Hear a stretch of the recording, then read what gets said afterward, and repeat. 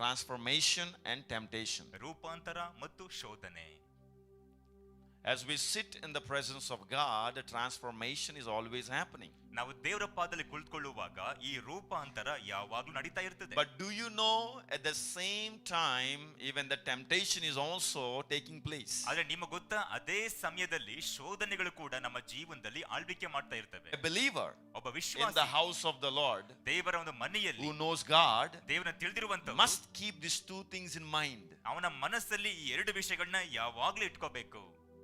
While I'm coming back to God, into the presence of God, I know there is a transformation is happening. ನಾನು ದೇವರ ಪಾದಕ್ಕೆ ಬರುವಾಗ ನನಗೆ ಗೊತ್ತಿದೆ ನನ್ನಲ್ಲಿ ಪರಿವರ್ತನೆ ಉಂಟಾಗುತ್ತೆ ಎಂಬುದಾಗಿ. But in the same time, ಅದೇ ಸಮಯ there is a temptation is trying to hunt me. ಶೋಧನೆಗಳು ಕೂಡ ನಮ್ಮನ್ನ ಬೇಟೆಯಾಡಬೇಕು ಅಂತ ಬರ್ತಾ ಇರ್ತವೆ. If you don't remember these two, ನಾವು ಎರಡು ನೆನಪಿಸ್ಕೊಳ್ಳಿಲ್ಲ ಅಂದ್ರೆ there is no meaning to Christian life. ನಾವು ಕ್ರೈಸ್ತಿಯ ಜೀವಿತರಾಗಿದ್ರೆ ಯಾವುದೇ ಅರ್ಥ ಇಲ್ಲ.